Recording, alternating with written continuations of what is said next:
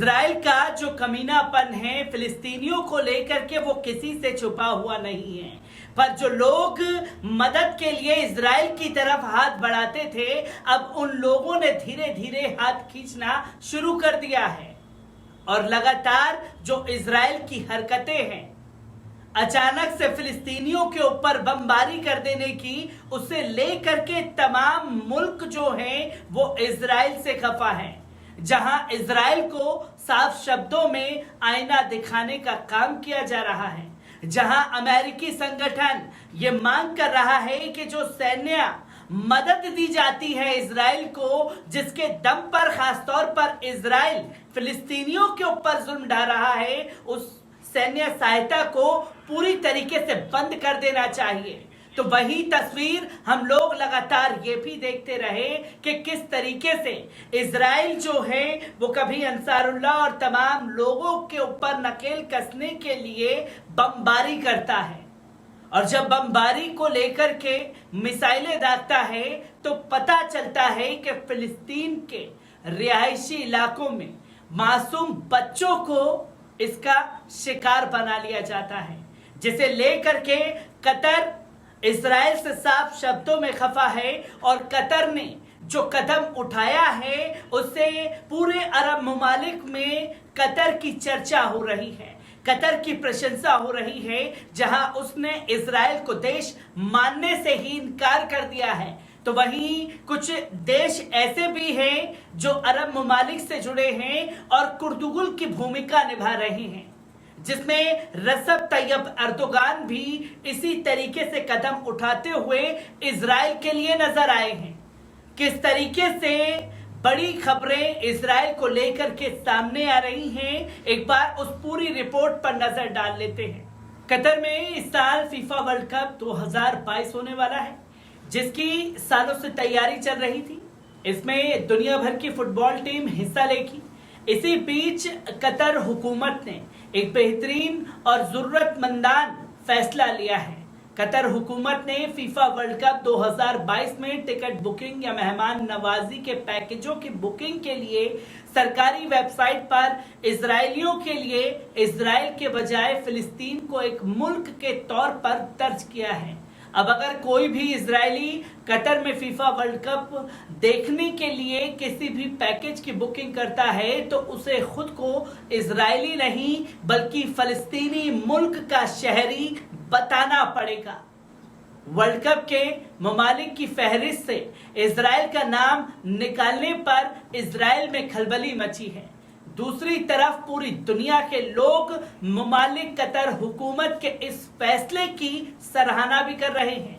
तो वहीं तुर्की ने एक इजरायली राजदूत की पुनर्नियुक्ति हफ्तों के भीतर हो सकती है। अंकारा में यहूदी राज्य के प्रभारी डी अफेयर ने कहा है कि तुर्की में इजराइल के वर्तमान शीर्ष राजनयिक इरिट लिलियन ने शुक्रवार को यहां संवाददाताओं से कहा कि हमें उम्मीद है कि नियुक्ति 1 या 2 सप्ताह में हो जाएगी।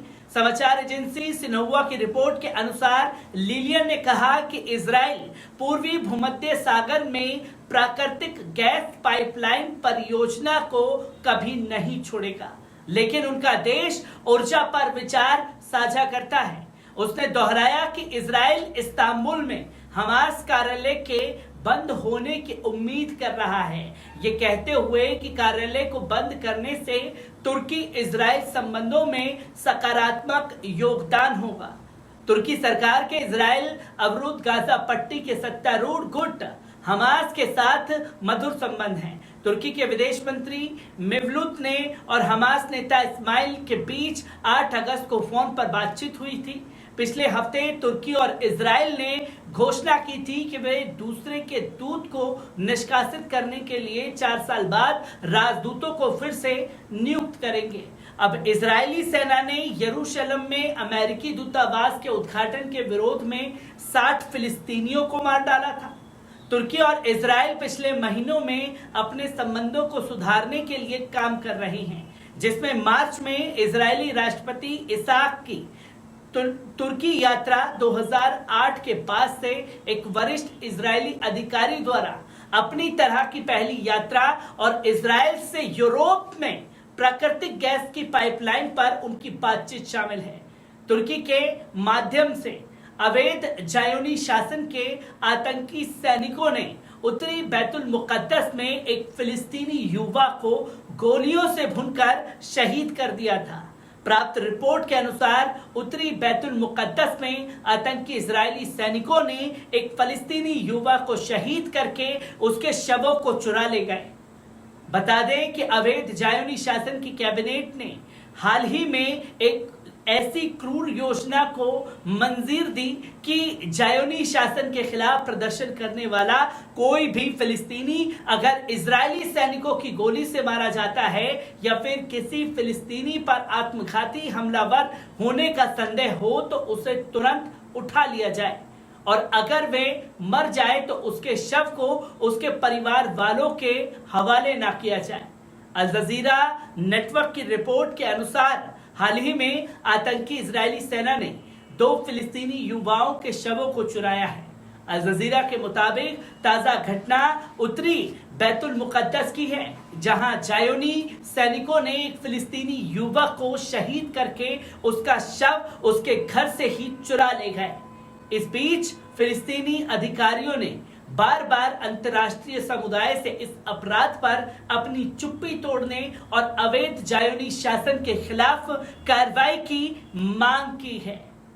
तो आपने देखा कि किस तरीके से कतर ने फीफा वर्ल्ड कप जो कि शुरू होने वाला है उसमें इजराइल को करारा झटका दिया, जहां इजराइल डंके की चोट पर किसी भी देश को मसलने की बात करता है, अपने आप को एक ताकतवर देश घोषित करने की कोशिश करता है। उसे कतर ने ऐसा सबक सिखाया कि दुनिया भर में इजराइल को जलालत का सामना करना पड़ रहा है कि कतर उसे देश मानता ही नहीं।